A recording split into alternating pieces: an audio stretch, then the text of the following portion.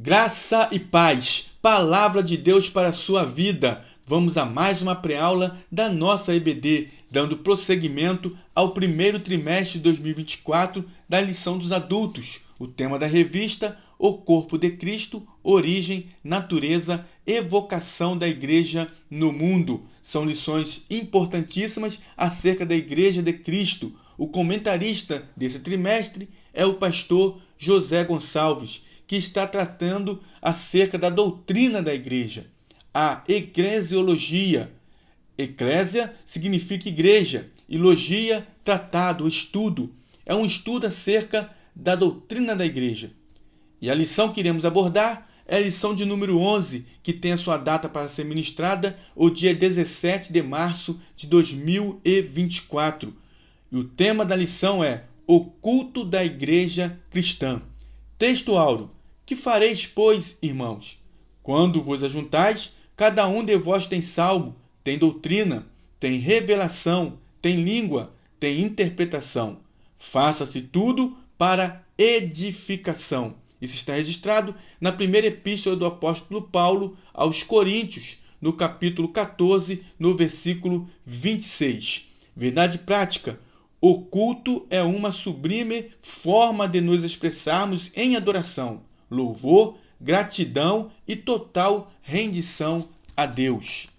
Leitura bíblica em classe encontra-se na carta de Paulo aos Efésios, capítulo 5, do versículo 15 ao versículo 21. Introdução. Nesta lição, vamos estudar o culto sob diferentes aspectos, pois precisamos conhecê-lo em sua natureza. Vamos conhecer aqui a natureza do culto. Aqui veremos que o culto é santo, até porque, meus irmãos, quem está sendo adorado no culto, quem deve ser adorado no culto cristão é santo. E, por isso, deve ser solene. Assim, também mostraremos que a glorificação de Deus e a edificação da igreja são os propósitos sublimes do verdadeiro culto cristão. Então já podemos observar aqui que o verdadeiro culto cristão tem como propósito sublime glorificar a Deus e promover edificação da igreja. E, por último, mostraremos que todo culto também tem um ritual. No contexto da igreja cristã, destacaremos o papel da Bíblia e da adoração entusiástica na dinâmica pentecostal. Vamos agora adentrar os tópicos com os seus subtópicos e fazer um resumo bem claro, bem objetivo acerca dos assuntos tratados, como de costume. Primeiro tópico: a natureza do culto. Primeiro subtópico: o culto como serviço a Deus. Na Bíblia, o culto é mostrado como um serviço, isto é, uma vida entregue e consagrada a Deus. Quando servimos ao Senhor, prestando culto a Ele, nós estamos nos entregando por completo ao nosso Deus, estamos nos consagrando ao Senhor. Observe o que Paulo escreve aos romanos, aos crentes de Roma, e ele diz no capítulo 12, no versículo 1: rogo-vos, pois, irmãos, pela compaixão de Deus, que apresenteis o vosso corpo em sacrifício vivo, santo e agradável a Deus, que é o vosso culto racional. Paulo está dizendo: apresenteis o vosso corpo em sacrifício vivo, santo e agradável a Deus. Quando cultuamos ao Senhor, nós apresentamos o nosso corpo em sacrifício vivo, santo e agradável ao nosso Pai. No livro de Deuteronômio, capítulo 6, versículo 13, diz assim: o Senhor teu Deus temerás, e a Ele servirás, e pelo seu nome jurarás, e a Ele servirás. Na Bíblia, o culto é mostrado como um serviço. O culto expressa uma combinação de obediência à palavra de Deus e a forma ritual como essa adoração acontece. Nós temos esse exemplo no livro dos Atos dos Apóstolos, onde mostra a adoração no contexto do culto cristão. Vemos isso em Atos dos Apóstolos, capítulo 13, no versículo 1 ao versículo 4, que diz assim: na igreja que estava em Antioquia, havia alguns profetas e doutores, a saber, Barnabé e Simeão, chamado Níger, e Lúcio, Cirineu e Manaém, que fora criado com Herodes, o tetrarca, e Saulo. E, servindo eles ao Senhor e jejuando, disse o Espírito Santo: Apartai-me a Barnabé e a Saulo para a obra a que os tenho chamado. Então, jejuando e orando, e pondo sobre eles as mãos, os despediram. Versículo 4. E assim estes, enviados pelo Espírito Santo, desceram a Seleucia e dali navegaram para Chipre. Observe que os irmãos estavam cultuando, estavam servindo ao Senhor, ou seja, cultuando ao Senhor. Vemos isso no versículo 2 do capítulo 13 de Atos. E, servindo eles ao Senhor e jejuando, então, nesse momento em que estavam servindo e jejuando, o Espírito Santo, que é uma pessoa maravilhosíssima e poderosíssima, o Espírito Santo é a terceira pessoa da Trindade, o Espírito Santo é Deus, e como sendo ele uma pessoa, ele é dotado de intelecto, vontade e sensibilidade. O Espírito Santo tem personalidade, então ele também escolhe, assim como ele tem intelecto, que ele ensina. Jesus disse: mas aquele Consolador, o Espírito Santo, que o Pai enviará em meu nome, vos ensinará todas as coisas. Isso está escrito no Evangelho segundo escreveu João, capítulo 14, versículo 26. Assim como ele ensina, ele também tem sensibilidade, conforme está escrito na carta de Paulo aos Efésios, no capítulo 4, no versículo 30. E não entristeceis o Espírito Santo de Deus, no qual estáis selados para o dia da redenção. Mas ele tem intelecto, tem sensibilidade, mas ele também tem vontade. E a sua vontade é soberana, porque ele é Deus. Então, ele, diz a Bíblia, que ele separa a Barnabé e a Saulo para a obra missionária. Seria a primeira viagem missionária do apóstolo Paulo. O Espírito Santo comissionou os primeiros missionários da igreja. Então, os irmãos estavam cultuando, estavam servindo a Deus, e houve ali uma revelação. O Espírito Santo, ele separou Paulo e Barnabé, e os irmãos obedeceram à palavra, lhes separando para que fossem então fazer a primeira viagem missionária. Segundo subtópico: o culto deve ser solene. Por solene, nos referimos ao que traz respeito e é majestoso. Quando adoramos a Deus, quando cultuamos ao Senhor, precisamos cultuar com respeito. Por quê? Porque o Deus que nós estamos adorando é um Deus todo-poderoso, é o único Deus, e, portanto, devemos adorá-lo com respeito e também de maneira majestosa. Isso significa que tanto o conteúdo como a maneira de se cultuar são importantes. Eclesiastes capítulo 5, versículo 1, esse livro foi escrito por Salomão, o rei Salomão, diz assim: guarda o teu pé quando entrares na casa de Deus, e inclina-te mais a ouvir do que a oferecer sacrifícios de tolos, pois não sabem que fazem mal. Guarda o teu pé quando entrares na casa de Deus. Isso significa ter respeito, agir, cultuar de maneira respeitosa e de maneira majestosa. Por isso, o culto não pode ser destituído de significado, nem realizado de qualquer jeito. Veja o exemplo que encontramos no livro de Levítico, lá no Antigo Testamento, no capítulo 10, no versículo 1 e 2, quando Nadab e Abiú, eles prestaram culto a Deus de qualquer jeito, de qualquer maneira, fizeram o que não era para fazer e foram cobrados duramente por isso. Veja o que diz a palavra: e os filhos de Arão, Nadab e Abiú, tomaram cada um o seu incensário e puseram neles fogo, e puseram incenso sobre ele, e trouxeram fogo estranho perante a face do Senhor, o que eles não ordenara. Então saiu fogo de diante do Senhor e os consumiu, e morreram perante o Senhor. Cuidado para não trazer fogo estranho para o altar da igreja. Pode custar muito caro. A cobrança pode ser muito alta. Observe, meus irmãos, que não por acaso o apóstolo Paulo expõe princípios que regulamentaram o culto na igreja de Corinto. No capítulo 12 ao capítulo 14, capítulo 12 até o capítulo 14, todo o capítulo 14 da primeira epístola de Paulo aos Coríntios, vem regulamentando, vem trazendo instruções a fim de regulamentar o culto na igreja local, na igreja de Corinto. E ele recomenda ali que haja ordem no culto. Vem para normatizar a ordem no culto na igreja de Corinto. Isso deixa claro que há uma ordem a ser observada na liturgia cristã. Para isso, temos na Bíblia o parâmetro, o modelo para o bom ordenamento do culto. Vamos novamente voltar a Corinto. Por exemplo, aos coríntios, o apóstolo destacou o seguinte: mas faça-se tudo decentemente e com ordem. Podem profetizar, podem falar em línguas, mas o culto precisa ser feito com decência e ordem.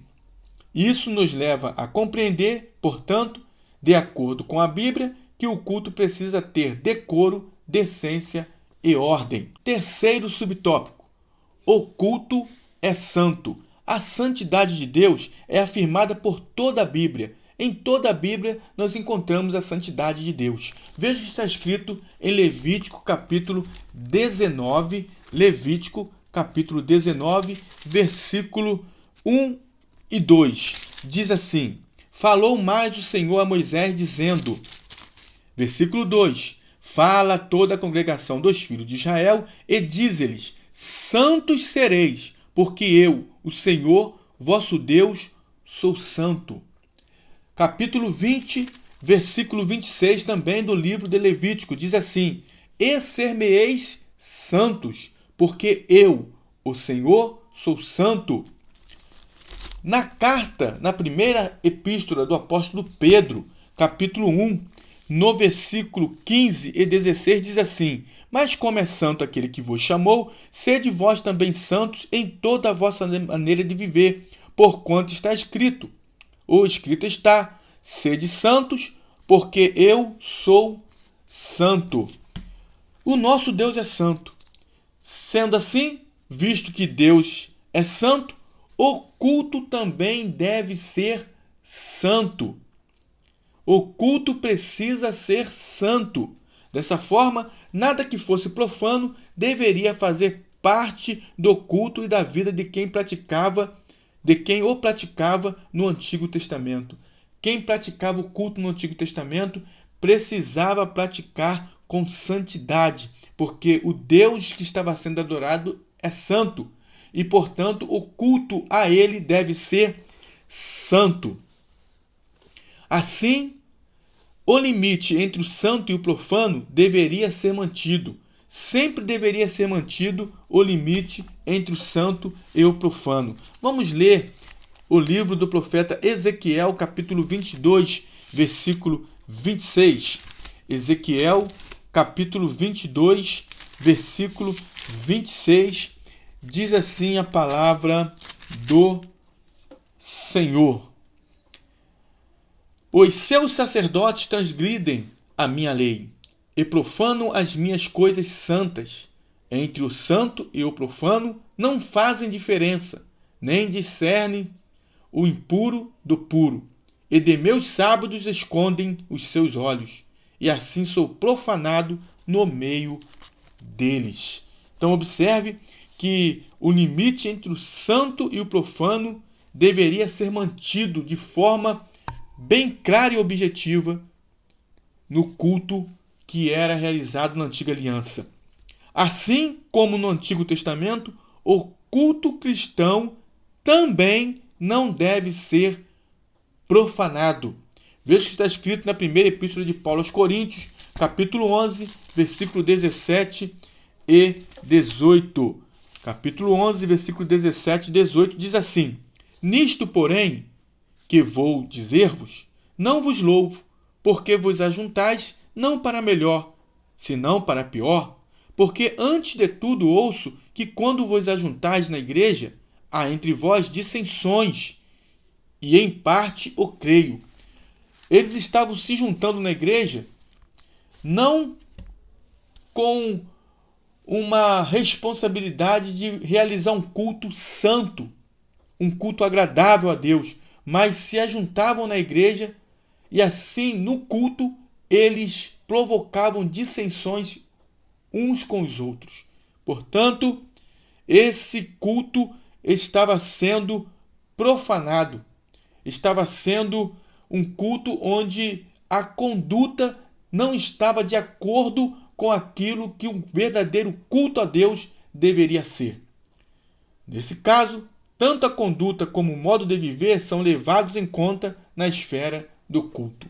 Segundo tópico, propósito do culto. Primeiro subtópico, glorificar a Deus. O culto é uma celebração que se faz a Deus. Celebramos a grandeza de Deus e seus poderosos feitos. O Salmo 48, versículo 1, diz assim: Grande é o Senhor e muito digno de louvor na cidade do nosso Deus, no seu santo monte. O Salmo 100 diz: Celebrai com júbilo ao Senhor, todos os moradores da terra, servi ao Senhor com alegria e apresentai-vos a Ele com canto. Sabei que o Senhor é Deus, foi Ele e não nós que nos fez povo seu e ovelhas do seu pasto. Assim, o culto é uma celebração pelo que Deus é e pelo que Ele faz. Adoramos a Deus pelo que Ele é.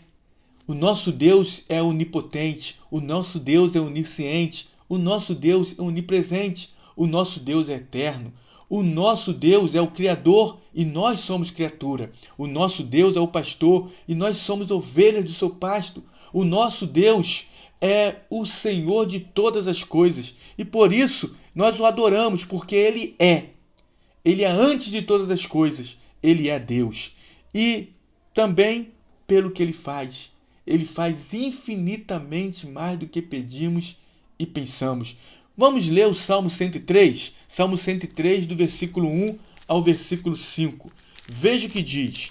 Salmo 103, versículo 1 ao versículo 5.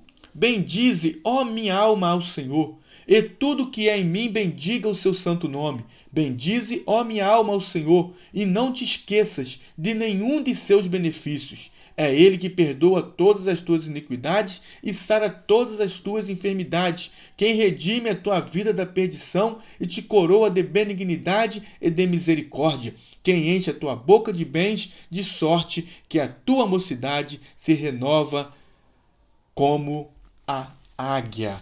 Meu irmão, minha irmã, meu amigo, minha amiga, precisamos adorar esse Deus, celebrar esse Deus, glorificar esse Deus. O culto tem como propósito glorificar a Deus. Nesse aspecto, o culto é sempre cristocêntrico. O culto é cristocêntrico e não antropocêntrico, ou seja, o culto ele tem como centro Cristo, por isso que ele é cristocêntrico e não antropocêntrico. Por quê? Um culto antropocêntrico, ele tem o centro no homem. O homem é a figura central do culto. E o propósito do culto não é adorar homens. O propósito do culto é adorar, glorificar a Deus. Cristo é a esfera ou lugar onde se deve acontecer o verdadeiro culto.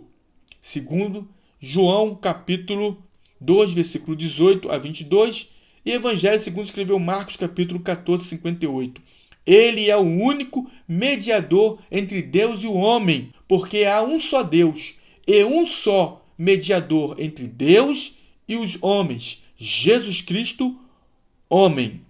E o eterno sumo sacerdote, ele é o nosso eterno sumo sacerdote. Em tudo ele foi tentado, mas sem pecado, e portanto ele é o nosso eterno sumo sacerdote. Se Deus não é celebrado, se ele não é glorificado no culto, então o culto perdeu o seu real sentido. O culto só tem sentido quando o centro da adoração, da glorificação é Deus. Segundo subtópico, quando não se cultua a Deus.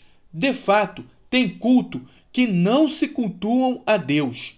Paulo censurou os coríntios, afirmando que, quando vos ajuntais num lugar, não é para comer a ceia do Senhor. Isso está escrito na primeira epístola de Paulo aos Coríntios, capítulo 11, versículo 20. Era como se Paulo estivesse dizendo: o que vocês estão celebrando não é a ceia. Não é o culto do Senhor. Não era o culto que eles estavam fazendo. Não daquela maneira. Infelizmente, há muitas reuniões envernizadas, ou seja, com uma falsa aparência, para se parecerem com um culto, mas, de fato, não são. Parecem reuniões profanas, tanto na sua forma quanto na sua essência. Não buscam glorificar a Deus. Muitas das vezes acontece de algumas reuniões estarem envernizadas, estarem com uma falsa aparência de reunião para adorar a Deus, quando na verdade a adoração está somente no homem. É o homem que está sendo adorado, é o homem que está sendo exaltado, e não Deus. Esse culto é um culto que não cultua a Deus. Terceiro subtópico, edificar a igreja. Um dos propósitos principais do culto é trazer edificação à igreja, crescimento espiritual ao corpo de Cristo. Assim, na esfera do culto, tudo deve buscar a edificação, conforme está escrito na primeira epístola de Paulo aos Coríntios, no capítulo 14, versículo 26. É o texto áureo desta lição.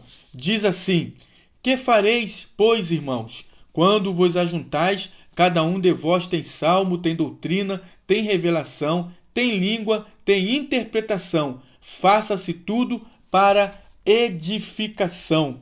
Meus irmãos, o fato mais claro de que um dos propósitos do culto é trazer edificação para a igreja está revelado no capítulo 14 de 1 Coríntios. Nesse capítulo, o apóstolo disciplina os usos dos dons na igreja pelo fato de seu uso não estar trazendo edificação à igreja. A igreja de Corinto, a igreja local, tinha todos os dons, era rica nos dons espirituais, mas ela não sabia lidar com esses dons e, portanto, não trazia edificação para o corpo de Cristo. Então Paulo, como já dissemos nesta lição, Paulo ele escreve para a igreja local de Corinto, normatizando o uso dos dons espirituais, para que assim a igreja possa ser edificada. Assim, aquele que falava línguas na esfera do culto público deveria interpretar para que a igreja fosse edificada. Primeira carta de Paulo aos Coríntios, capítulo 14, versículo 5. Esse critério também deveria ser seguido pelos demais dons espirituais. 1 Coríntios, capítulo 14, versículo 12. Vamos ler para melhor entendimento. Primeira carta de Paulo aos Coríntios, capítulo 14, versículo 12, diz assim: assim também vós, como desejais dons espirituais, procurais sobejar neles para a edificação da igreja. Da mesma forma, os dons ministeriais deveriam contribuir para a edificação do corpo de Cristo. Na carta de Paulo aos Efésios, capítulo 4, versículo 11 e 12, podemos ver isso. Veja o que diz: e ele mesmo deu uns para apóstolos, e outros para profetas, e outros para evangelistas, e outros para pastores e doutores, querendo o aperfeiçoamento dos santos para a obra do ministério, para a edificação do corpo de Cristo. Então, meus irmãos, é necessário que façamos tudo para a edificação da igreja. Um dos propósitos principais do culto é trazer edificação à igreja. Terceiro tópico, a liturgia do culto. Primeiro subtópico, a exposição da Bíblia.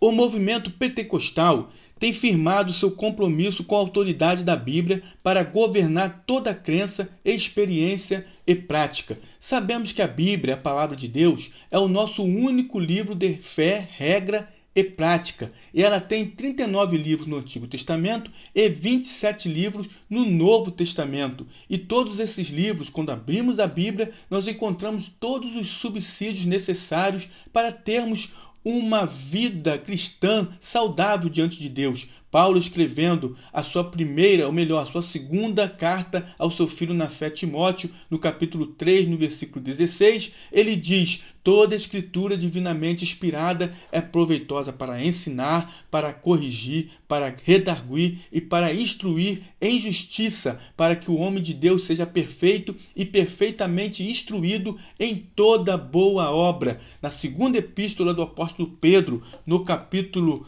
1, no versículo 20 e 21, diz assim: sabendo primeiramente isto, que nenhuma profecia da Escritura é de particular interpretação, porque a profecia nunca foi produzida por vontade de homem algum, mas os homens santos de Deus falaram inspirados pelo Espírito Santo. Dessa forma, os pentecostais viram a necessidade de julgar o mérito de todo o ensino, manifestações espirituais e conduta à luz da palavra objetiva e revelada de Deus, que é a Bíblia. Portanto, tudo que está fora da Bíblia nós não podemos aceitar. Aceitamos aquilo que está sendo confirmado pela palavra do Senhor. Esse fato mostra que a leitura e a exposição da Bíblia devem ocupar o lugar de primazia na dinâmica da liturgia do culto. Logo, aquele responsável pela liturgia do culto, o que a liturgia, já falamos, liturgia são os elementos que compõem o culto cristão. Então, a Bíblia, a palavra de Deus, a exposição da Bíblia deve ocupar um lugar de primazia na liturgia, e aqueles que estão responsáveis por dirigir o culto, responsáveis pela liturgia do culto, devem ficar atento ao lugar que as Escrituras têm no culto. O Senhor Jesus, o nosso maior exemplo, fez a exposição das Escrituras à base de seu ministério. Lucas, capítulo 4, versículo 16 a 18, Jesus ali ele cita Isaías, capítulo 61, versículo 1 e 2. Ele é o exemplo de alguém que fez a exposição das Escrituras, da palavra. Escrevendo sobre a liturgia do culto na igreja de Corinto, o apóstolo Paulo pôs a doutrina, ou seja, a instrução, como uma das necessidades da igreja. Primeira carta de Paulo aos Coríntios, capítulo 14, 26, vamos estar observando isso. Encontramos esse mesmo apóstolo, juntamente com seu companheiro Barnabé, expondo, ensinando a palavra de Deus. Isso está em Atos dos Apóstolos, capítulo 15, 35. Da mesma forma, o apóstolo ficou em Corinto durante muito tempo, expondo as Escrituras. Isso está em Atos dos Apóstolos, capítulo 18, versículo 11. Atos dos Apóstolos, capítulo 18, versículo 11. Eu quero ler para os irmãos para um melhor entendimento. Diz assim: e ficou ali 1 ano e 6 meses, ensinando entre eles a palavra de Deus. Paulo também certa vez disse ao seu filho na fé, Timóteo, na segunda epístola, no capítulo 4, no versículo 1 e 2. Veja o que Paulo diz, eu quero ler para os irmãos, estou com a Bíblia aqui aberta e vamos ler. Conjuro-te, pois, diante de Deus e do Senhor Jesus Cristo, que há de julgar os vivos e os mortos, na sua vinda e no seu reino, que pregues a palavra, istes a tempo e fora de tempo, redarguas, repreendas, exortes, com toda a longanimidade e doutrina. Portanto, a palavra tem primazia na liturgia do culto cristão. Segundo subtópico, a adoração entusiástica. A adoração aparece em primeiro lugar na liturgia sugerida pelo apóstolo Paulo à igreja de Corinto, conforme está escrito na primeira epístola de Paulo aos Coríntios, capítulo 14, 26. A palavra salmo, usada nesse texto, traduz ao grego salmon e é uma referência ao inário usado pelos primeiros cristãos, pelos cristãos do primeiro século.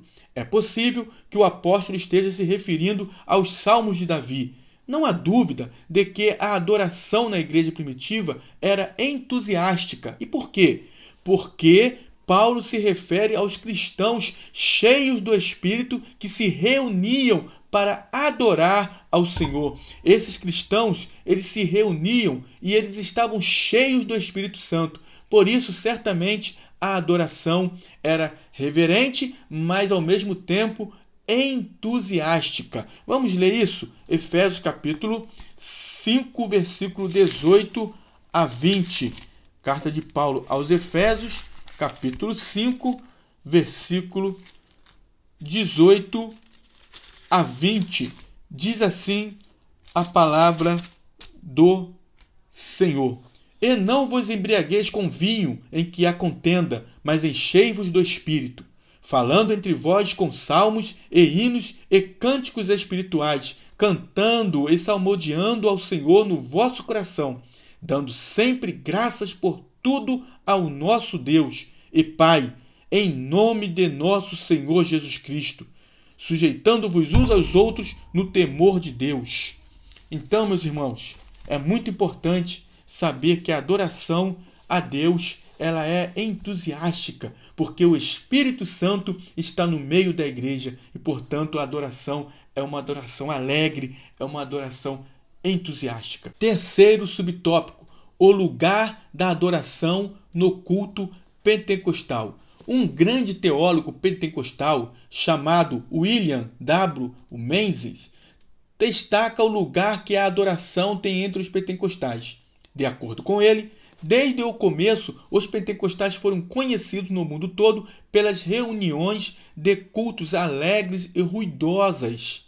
Isso era visto nas reuniões de oração, nas quais todos os presentes, coletiva e eloquentemente, derramavam o coração perante Deus em oração e louvor. Sim, o culto pentecostal, nós derramamos o nosso coração perante o Senhor em oração e em louvor. Isso também acontece no levantar das mãos, como resposta à percepção de que Deus se faz presente.